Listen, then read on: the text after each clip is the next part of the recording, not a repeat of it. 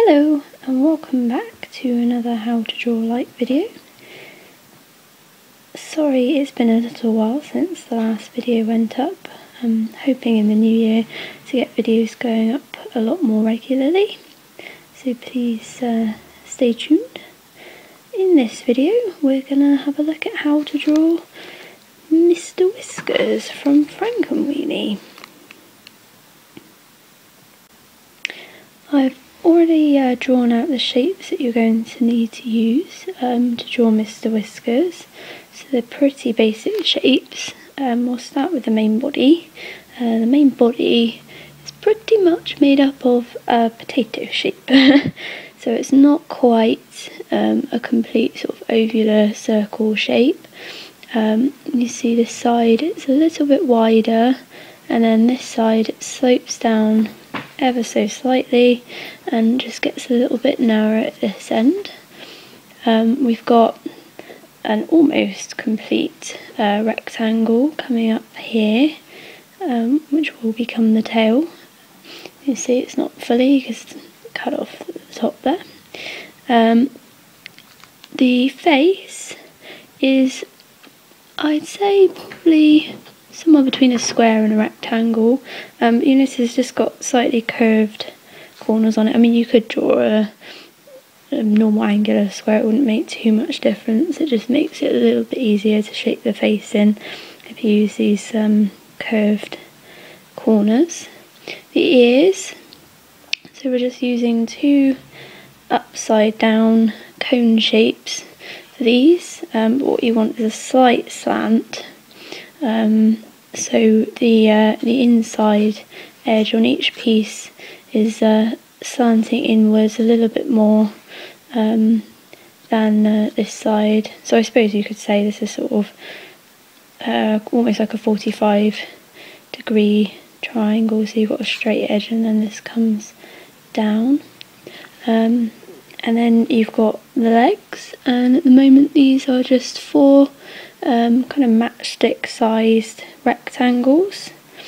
What you want to try and do is make sure the front two, here and here, are more or less the same length as each other, and these need to be a similar length to the length of the head. And then the ones that are essentially the back legs in the picture, this one here needs to be quite short to give a bit of depth perception, and then this one here needs to just be a tad bit shorter than the one at the front. And what I didn't mention with the head is that you can see it's inset, and this corner comes in about halfway down this potato shape.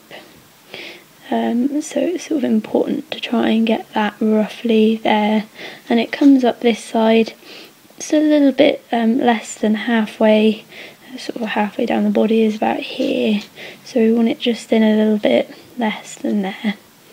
And then we'll start putting the detail in. We'll start with the detail in the feet and tail, as that's probably the quickest and easiest parts. So the legs and feet, I mean, these aren't the neatest kind of match shape stick rectangles anyway. You can make them just a little bit wobblier if you want along the edge, so they're not perfectly straight lines. And then when you get to the bottom, you just want to put a little flick on it around and bring that up. Again, you put a little bit of a wobbly line on it. The same with this foot. It's a little bit of a flick and a little rounded foot. So it just looks like a small normal foot, as if it was almost in a shoe. And then repeat with the next legs. So loosen that line just a little bit there. Bring that around.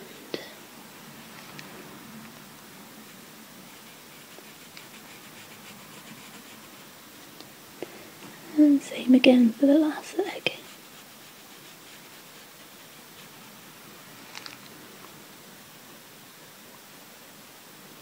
Now try if you can to get all the feet exactly the same size as each other, because we don't want any to look too far out of proportion. They don't need to be perfectly exact, but as close as possible. And then we're going to put some detail in on the tail. So we'll start at the moment where our kind of potato shape joins the tail, but this will be coming down further once we add the detail into the body. And what we want to do is kind of loosen the lines of the tail up a bit. We want to bring in a few lumps and bumps, but also put in some very small, not sure how well you can see that, my camera doesn't really want to focus on it, very small fine spiked lines to emphasise a little bit of fur coming up. Do that in a couple of places.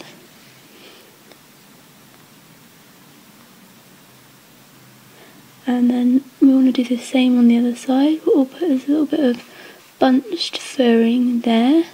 So we've got a little bit of a, see that there, a zigzag line going on.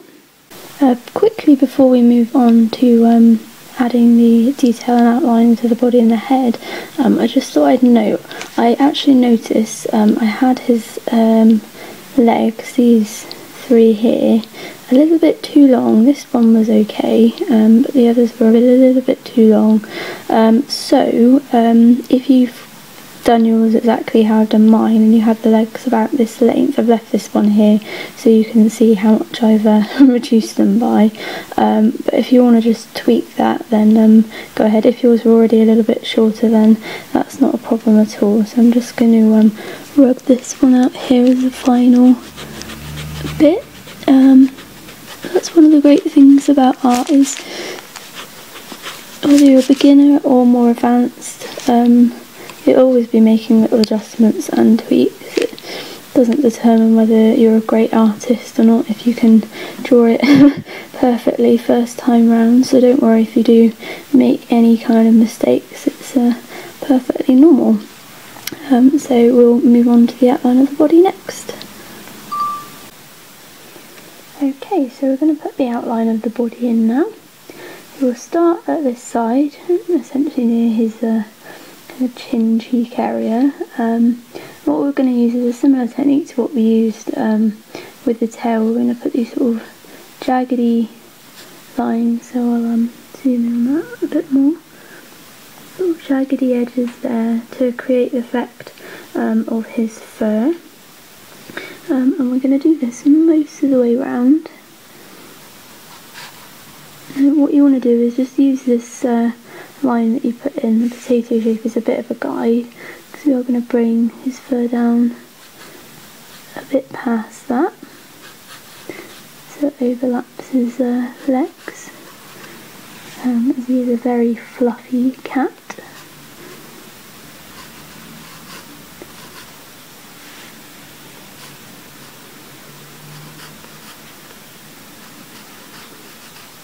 Underbelly is quite a sort of a solid fluffy area, and it gradually slopes up as you get close towards this back leg here, so we don't want to lose this back leg in amongst this fur. And it comes down ever so slightly again to overlap over this leg, and then we'll follow the slope of the back of the potato shape, and just get this little bit kind of wispier fur here. Just lightly mark that in. We'll obviously add a bit of shading in to neaten that up, but we just want kind of a fluffier back there. And then the top here, we'll again start over by the side of his head, and what we want to do is just start a little bit lower than where our potato shape line meets the shape of the head, because he's got a little bit of a arched back going on, as cats like to do. So if you can, rather than draw a sort of a direct sloping line in there and then add the fur over the top. Try and avoid that if you can, but if you do sort of struggle to kind of free-handedly draw the fur to follow where we need to go, then obviously put the line in first to help guide you. But if you can, try and do it similarly to how I am, where you sort of just mark the way you're going with the fur line. What we want this to do is just come in, it's a little bit lower than where our tail started off, to give that the shape of the arch. And we'll just add a little bit more fur over there. So we've got a bit of an outline there of the body. Obviously it still doesn't look fantastic at the moment with the fur shading in, but we will get to that after we've put the head and the face on.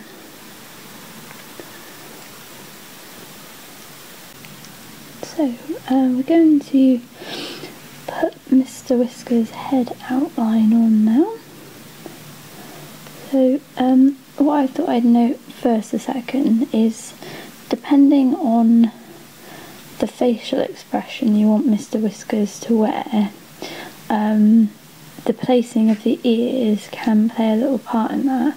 Now, the main expressions he seems to wear is either a kind of a scared surprise face most of the time, or he's got his slightly evil, scary looking face until he gets turned into a weird creature at the end of the film. But I'm going to go with the kind of scared surprise face he wears throughout most of. If you were going to do the more scary face, then you might actually want to change the positioning of the ears so they're more kind of literally come up like two just ice cream cones, like from the corner here up and down, and then the other one up and down like that. So they're closer together and they're more pricked up, right, as any animal does when it's marking its territory or anything like that. It pricks its ears up on end. But I'm going with the other, so mine is slightly more spaced out and a gentler angle. So we will start with in the middle of the head here to begin with. We're just going to put a little bit of fluff spiking in, and we're going to follow the same around this edge. Now at the moment I am making these edges a little bit jagged, the spikes, partly so you can see them. Once I put shading in, these will get feathered out to some extent. It just makes it a bit easier for you to see. And if you can, what you need to try and do is keep them going so that they follow the angle of the face. So as you can see here, I do apologise, the lighting's not that great, that's the downside to this time of year. It gets darker a lot quicker. You can see here that they've kind of gone from poking out at a sort of a 3 o'clock angle to working their way downwards, so eventually when we get sort of down to his chin area, they're going to be facing down instead, the kind of natural way that they go. I'm just going to put a jagged, fluffy edge, and again around this side then we start to bring them out.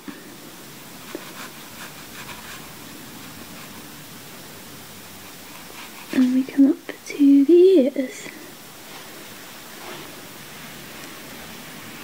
So a bit of fluff coming up by the ears each side. And the ears themselves follow a very similar pattern to the tail, so we just want, again, a kind of jagged, fluffy edge. You want to round the tops of the ears as well.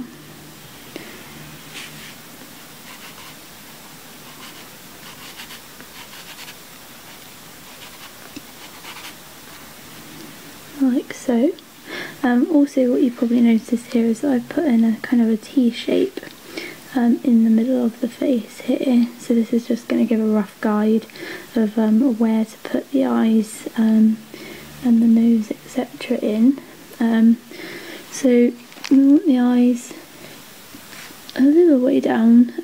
This isn't quite accurate. I say they need to be up just a little bit higher, about here. And proportions wise, they're quite big. Perhaps just a little bit narrower than the width of the ear here. And we want another one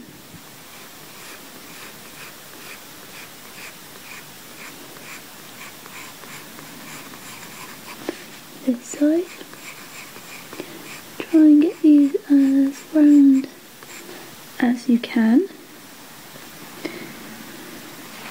And put in the little pupils. Just put these in roughly. They might need to be darkened up or moved ever so slightly when you get this shaded in. And then we will do the nose and mouth next. So the nose and mouth area, essentially it's made up of a bit of a rounded triangle shape. You want to bring this up so it starts almost halfway down between the eyes. Halfway is probably about there, so it's not exactly halfway down, but it's just underneath. And you want to bring this down, and it doesn't really get too wide.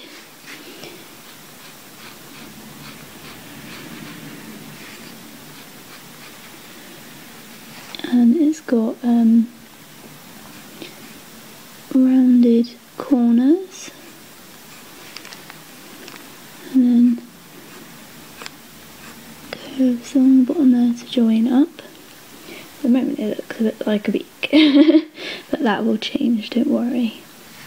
So at the top of this, we want to put on Mr Whiskers' little kind of button nose shape.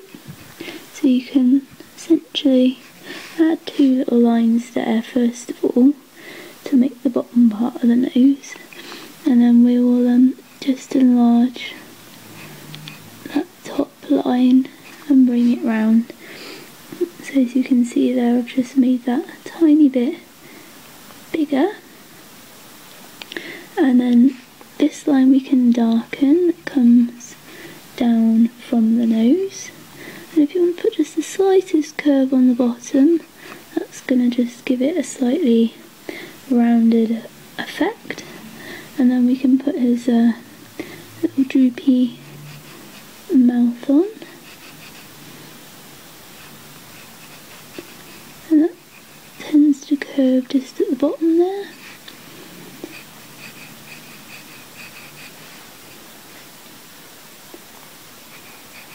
Again, the bottom there. Just round that a little bit more. Obviously needs a little bit of tweaking in places just to get it right.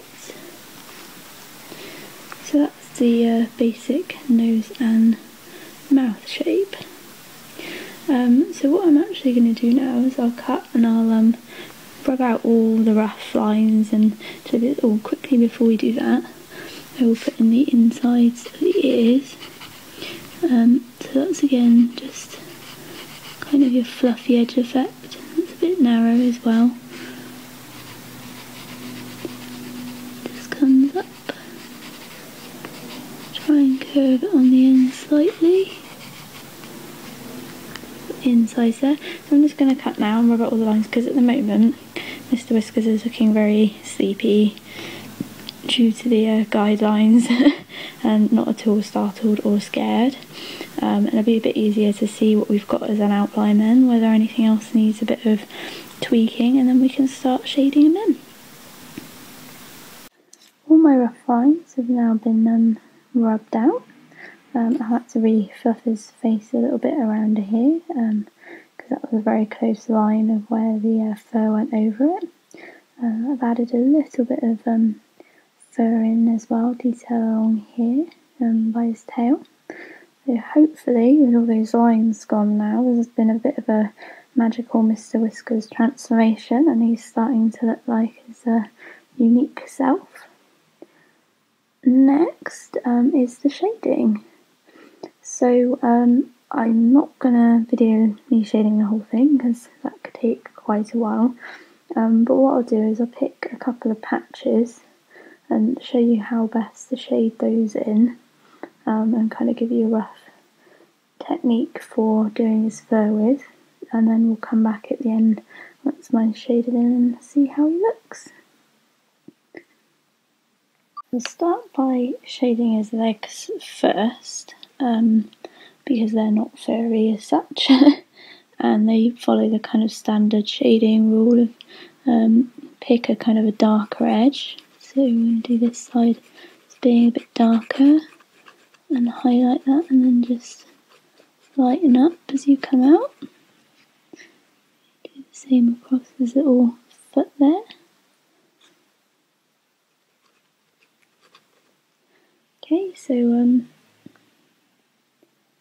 follow that for the other 3 legs, and then we will do, let's go with his tail as a bit of a guide for how to shade fur, because that's got a good bit of highlight and low light on it.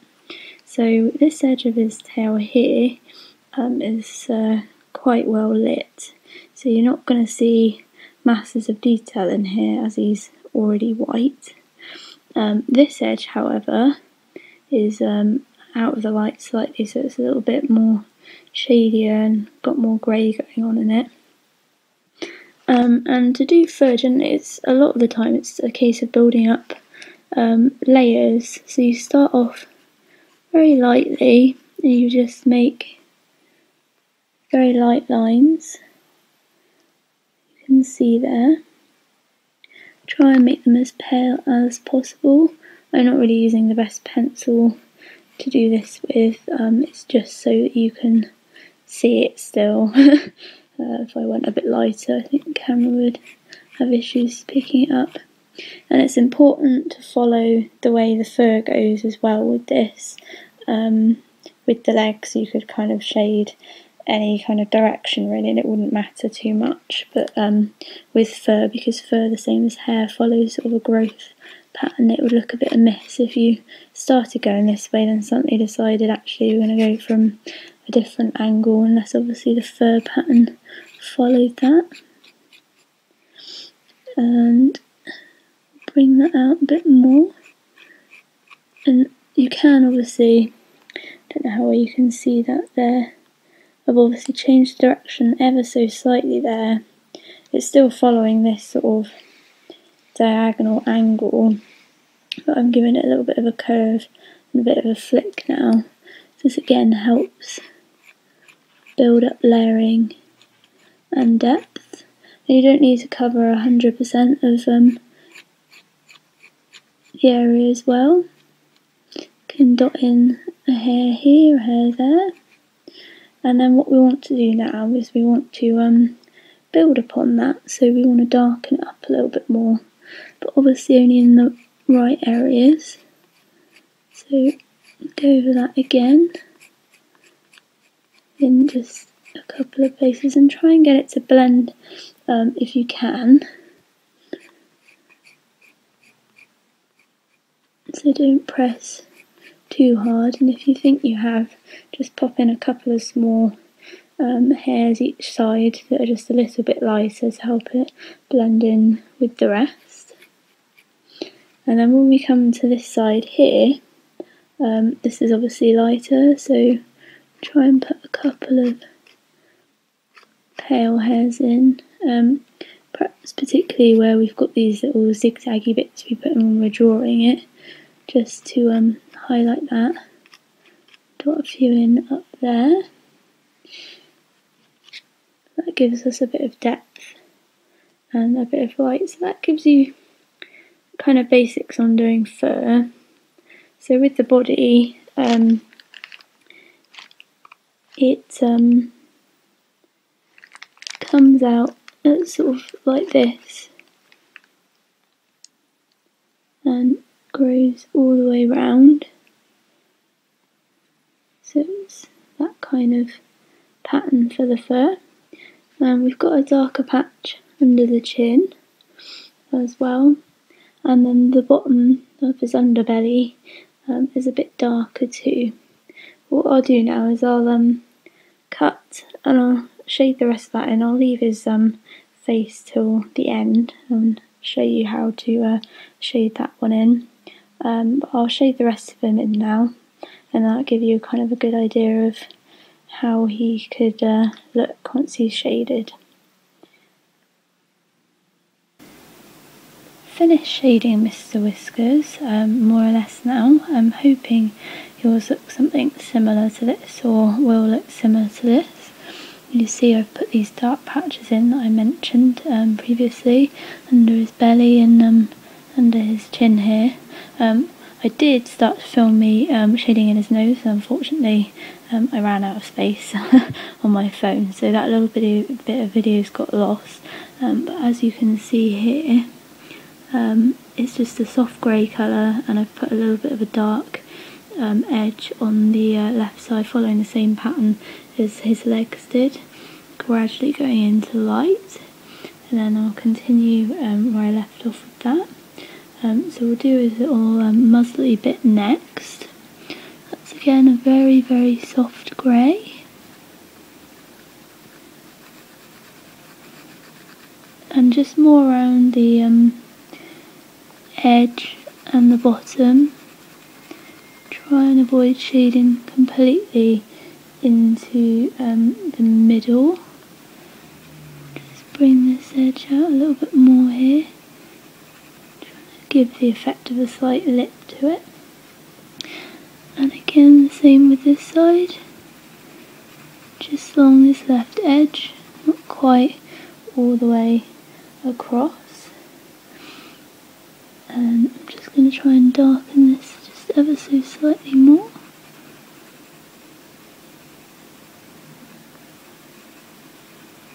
It's a bit better. And just darken the mouth itself.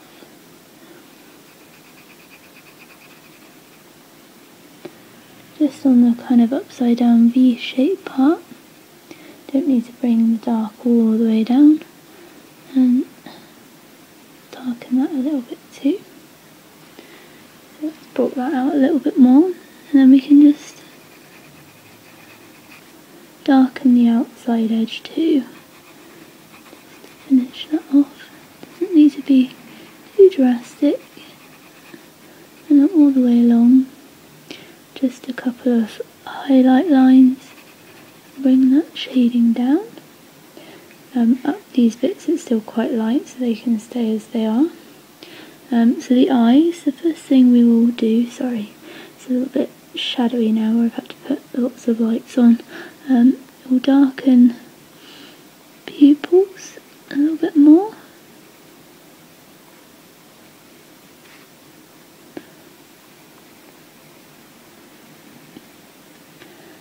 And then if you've watched my other video, the how to draw yourself self-portrait one based on Tim Burton, it's the same as I did in that, applies to this, where we want to put a dark outline, again going around the eye.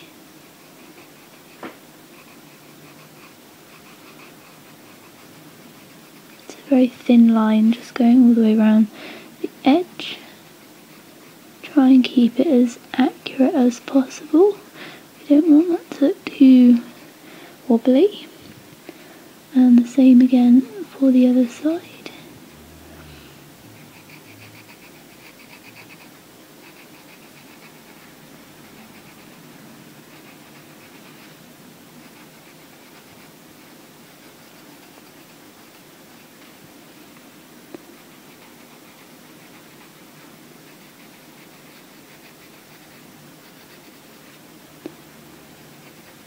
That around there, so we've got the eyes outlined now.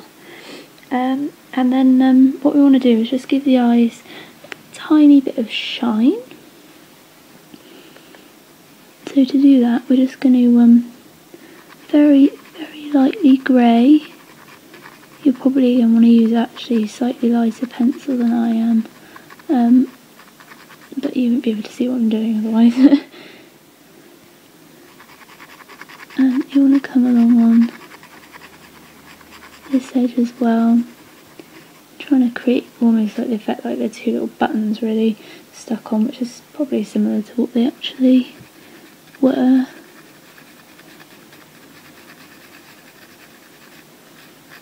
Do the same on this one.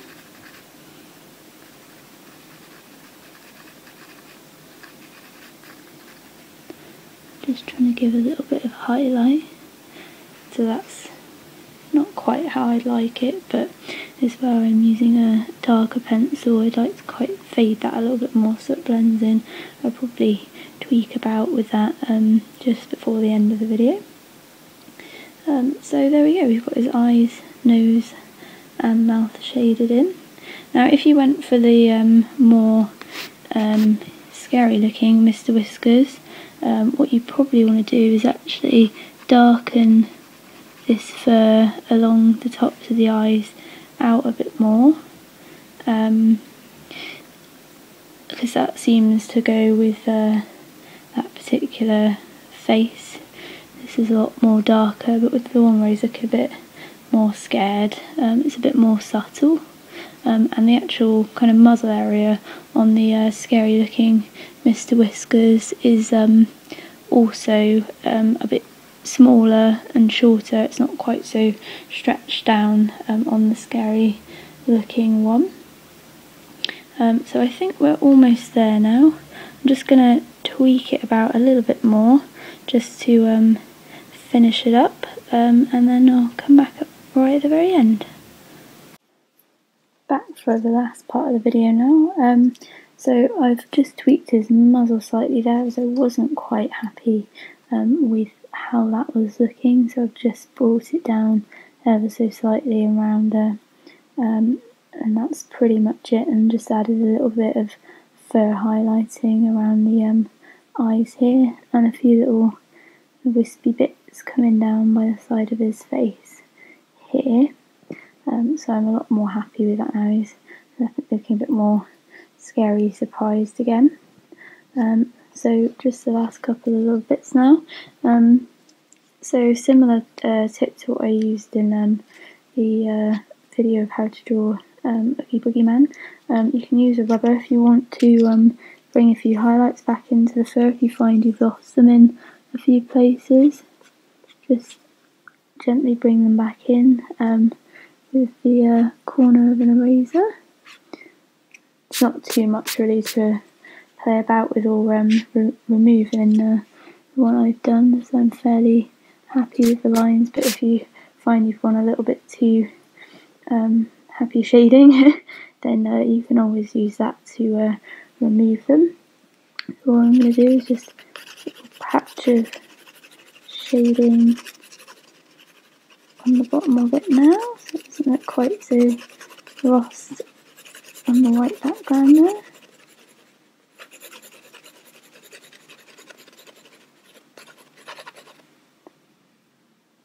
And I think that will do, so there we go.